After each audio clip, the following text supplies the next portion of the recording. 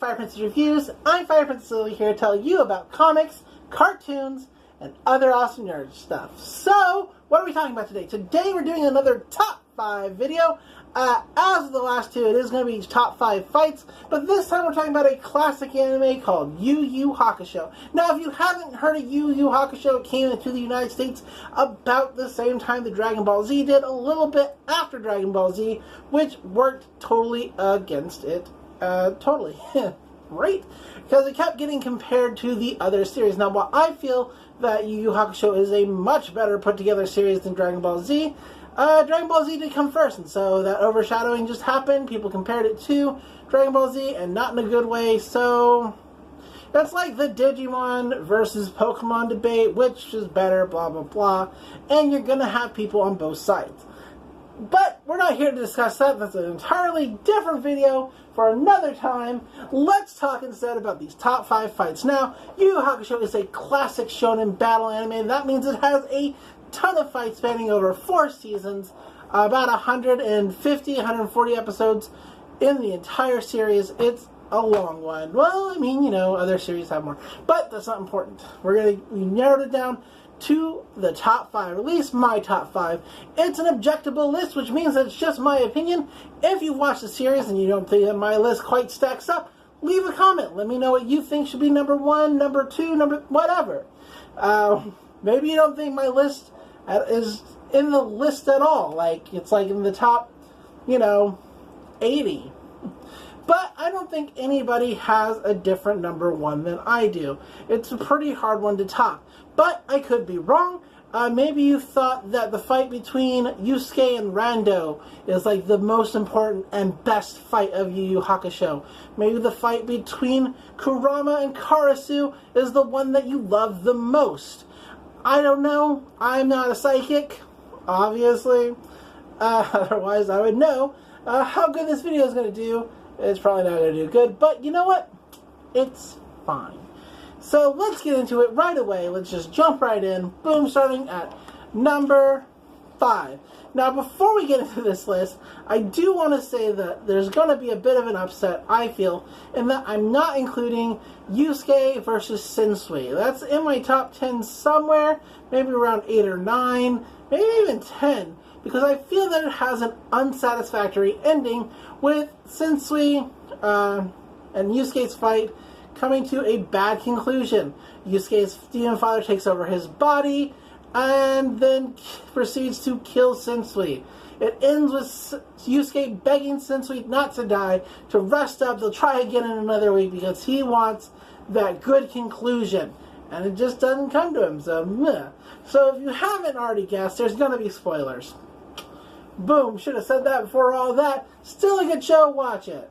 Alright, let's get to number 5. Number 5 is Kuwabara versus the Elder Toguro brother. This is, of course, in the Dark World tournament, which, had a lot of good fights in it. Just want to say that. Kuwabara versus the Elder Toguro is a great fight, just because nobody expects Kuwabara to win this thing at all. Not even like a little bit. He's going in odds on to lose because the Elder Toguro is just ruthless, vicious, and unkillable. Of course, Kuwabara does now have his new awesome super spirit sword, which gives him the ability to change the way his spirit sword forms. It's kind of sad that we never actually get to see it again after the tournament. It stops working for him when Sensui starts opening that tunnel to the demon world, letting out all kinds of powers, including Kuwabara getting a new one, the Jigen Toe. But that's not important, right? So, what makes this fight so good, not only is that Kuwabara, pulls out all these cool new tricks with this new sword, it's just there's a lot of heart in it because he finds out that Genkai is dead from the Elder Toguro. Anybody else on his team should have told him. Yusuke should have told him. Kurama could have told him. EA doesn't even like him, so why EA never brings it up just to be like a dick about it? Not really clear. So Kuwabara actually wins the fight. He uses Genkai's death to kind of fuel him to victory because the Elder Toguro is just like talking a bunch of mad shit, right? Like, she's a whore, and my brother had her so many times. Like, just, like, kill Kuwabara. Don't talk about all that. Well, don't kill Kuwabara. I really like him, but, you know. And as Kuwabara wins, beating all odds, he steps out of the ring, and he punches Yusuke, like, really hard. And he's like, I guess I'm just, like, a fucking joke to y'all, right? And it's a very heartfelt moment to Kuwabara's character that he actually did feel quite a bit for Genkai. He didn't just see her as some old woman who was a good fighter or whatever. He really genuinely cared. And so, in that way, I think that's why that's my number 5 fight. Yeah. Expect all these kind of things. Come on. Speaking of the Dark Tournament, Yusuke versus Chu. Number 4. Now, this is the first Yusuke fight of the Dark Tournament, if you don't count the boat stuff. Now, Yusuke spent the entire boat ride to Hanging Man Island totally asleep because he's worn out from training with Genkai. So this is really the first time we get to see what all that training is about. And he fights Chu. Chu, who is supposed to be like, he's like the leader of the other team, but because of how they did rock, paper, scissors or whatever, he was put in as like an alternative, an alternate. And stuff happens, and Chu has to step in because the guy who won in place of him doesn't want to fight Yusuke, so Chu steps in like, boom, kills that guy, and Chu is like the best. He's funny, he's strong, and we really get to watch Yusuke go all out for really the first time we've ever seen him like go out in such a way. Like, sure, he's had really hard fights, but I don't think anything came quite this close at this point. But I mean, that's power scaling for you, of course. The fight ends with both of the fighters totally drained of their energy and their power, and so they end the fight with a knife-edge deathmatch, which is exactly how it sounds. 2 knives, 2 fighters. You basically put your foot on the knife, and if you fall back, you die. Easy, right? And it's just a brutal slugfest all the way to the end of the fight until they headbutt each other, and Yusuke stands victorious. Now, he doesn't kill Chu, because why would you kill such a great character? But it's a good fight. It doesn't have necessarily a ton of heart or anything like that. It does have a really interesting thought process from Keiko about, like, wow, how did our lives get like this? Like, we were just high school students, and now you're in this tournament. Can't we just go home? Of course they can't. So, there's that. Number 3 is going to throw you a little bit for a loop, I think. Just in that it's technically 2 fights. But when you think about it, it's really just one. Number 3 on my list is Genkai versus Shishi Wakamaru / the beautiful Suzuka. Yeah, it's 2 different fights, and it takes place in 2 different episodes. But when you think about it, when Kuwabara steps up to face Suzuka in his old man disguise, that fight ends so quickly that it might as well not have happened. So that's why we're including it along with the Shishi Wakamaru one. Now, this is of course after Genkai has given Yusuke her spirit, or the accumulation of all her power that she's gained over the last 60, 70 years of her life. So she's putting in Yusuke, and he's either going to die or he's going to, make it. That's not important to her. She's done all that she can. Now, that doesn't mean she still can't fight. Now, she's been fighting as the masked fighter this whole time. And when she steps in the ring to fight Shishi Wakamaru, he's like, this woman's a fake. She's a fraud. She doesn't have the same kind of energy that the masked fighter had in the earlier match and whatever. And she reveals that, yes, I'm Genkai. I've been the masked fighter all along, but I'm still going to kick your ass. And she does. Shishi Wakamaru's a lot of talk, but he's not weak by any means necessary. His chorus of 1,000 skulls crashes through the audience, kills tons of demons, and he can't touch Genkai. Now, she is absolutely depowered, but she realizes that this is a dangerous opponent. Now, he thinks he has her when he traps her in the wailing walls or something. It's basically a barrier that she can't escape from. And so, in order to win, what she does is, as he attacks, she locks onto his energy and drains it from him into herself to give herself a boost necessary to win the fight. And she does it twice and totally wins. It's great. Wakamaru is just like, oh, I can't believe. Shit. Yep, still doing my job. Anyway, he's like, I can't believe that I just lost, but wow, you're really cool. And if you were still young, I totally would have wanted to get with you. And she's like, great. Then we have the fight between Kuwabara and Anji, who is actually the beautiful Suzuka just into the skies. That ends super quickly. And then it's time for Genkai to step back into the ring. Now, she calls him out immediately, like, take off that disguise. You're not an old person. I don't know who you are. And so we get this megalomaniac, the beautiful Suzuka, who's like, yep, everybody's going to worship me, and nobody will ever see my face, and I'll kill anybody who doesn't put beautiful in front of my name. And Genkai, I mean, he looks like a clown, but Genkai clowns him. Totally. Like, he's like, here I go, my super rainbow attack. And he thinks, oh, I've totally killed her, you know, it's over, done, whatever. But she is totally unharmed, gets back in the ring. He's like, I hope you don't think I'm impressed that you survived my attack. And she's like, well, you know, at least give me credit for taking your clown nose. And he's like, what? And he's like, my clown nose! And he's like, it's really ridiculous, and I love it. But the fight ends with Genkai saying, look, use whatever attack you want. I don't have the patience or the time or the luxury of using any of my leftover spirit energy.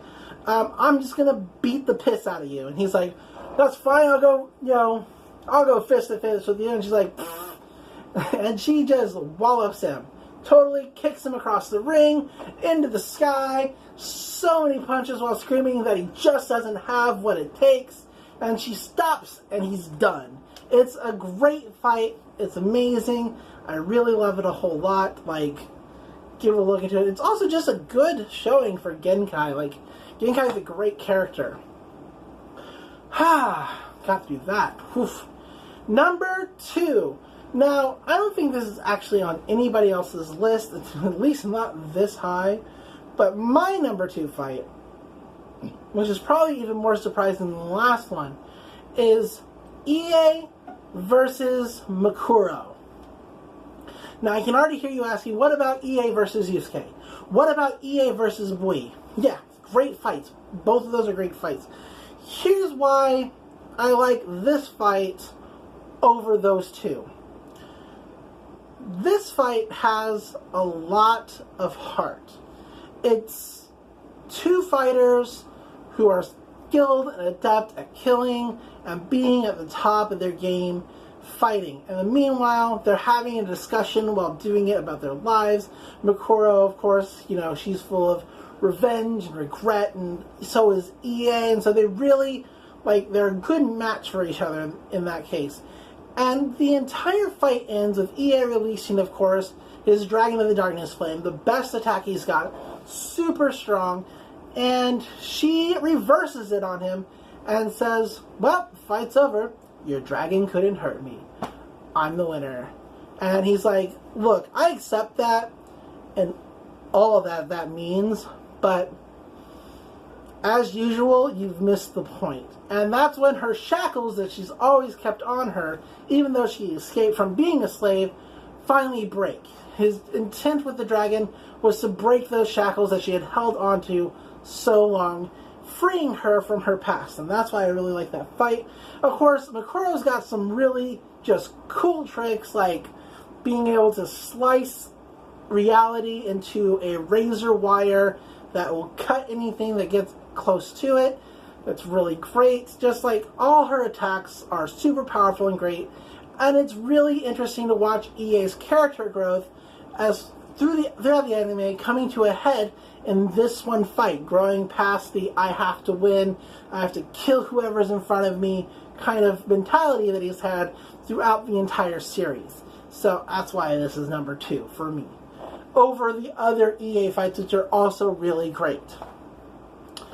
And finally, number 1, to nobody's surprise, Yusuke versus the younger Toguro brother. Now, this is an amazing fight. It's the best of the series, and I will literally argue with anybody about this. Because what a fight. And it's the longest fight in the entire series. I believe taking place over 3 to 4 episodes. First, totally kind of at the end. No, just at the beginning of the episode after Genkai fights with Suzuka, Toguro kills her straight up before Yusuke can intervene. But he's supposed to. Like, Genkai goes to that fight, which takes place outside of the tournament. She goes to that fight knowing that she is going to die. Like, there's nothing she can do. She can't fight up, face Toguro due to their previous history together. She just can't do it. So, she dies, which fuels Yusuke's rage and anger and carries all the way to the tournament. Now, their fight is the very last fight of the tournament, totally. So, Yusuke fights, and Togoro's like, this is all you've got. I have been waiting and waiting, and you can't stack up to me, because Toguro is fucking tough. And Yusuke is like, well, a Vitus, which breaks the spirit shackles, and he's like, really? You were wearing those? Do you think so little of me? And Yusuke is like, nope, I just was doing what Genkai said to do, and totally puts Toguro on the ground. Only to reveal that Toguro is not even at his final form. And it's really great. So, Yusuke can't beat Toguro.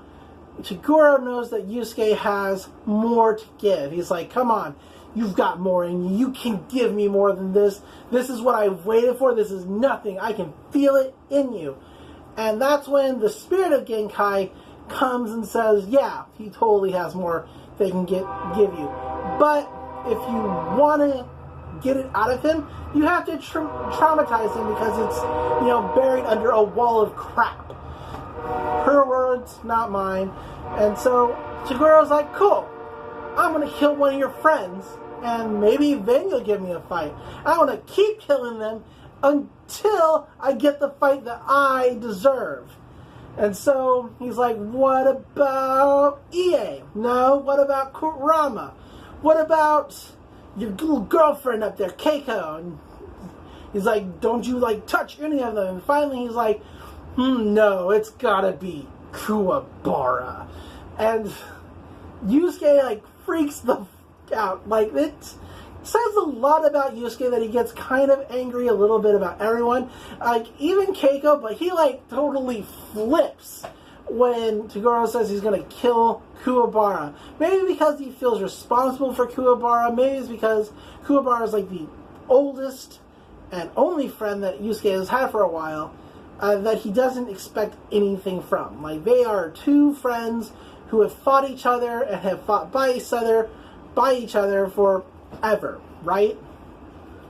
No matter what. Even though Kuwabara knew he couldn't beat Yusuke, he kept trying. Even when his friends try to say, hey, you're never going to beat that guy, he's like, you just don't get it. It's a thing between men. It's dumb. It's dumb. It's totally macho. But does Kuwabara run away? No, he doesn't. After Toguro puts Yusuke, in the ground, he, literally sticks him there. He's like, just wait there. I'll be done with Kuwabara soon, then we'll see what you got for me. Kuwabara doesn't run. He doesn't freak out. He just says, hey, thanks for sticking with me, guys.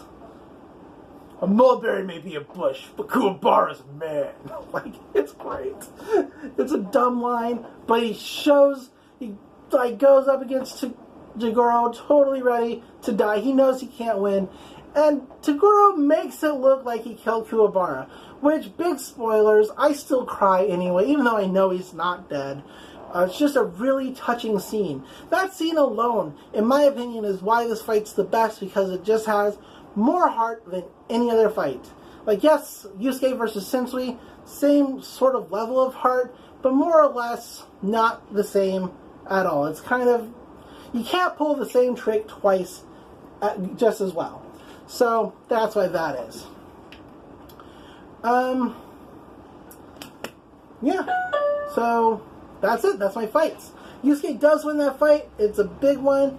He gets everything he wants. Genkai comes back. It's great. It's a real touching thing.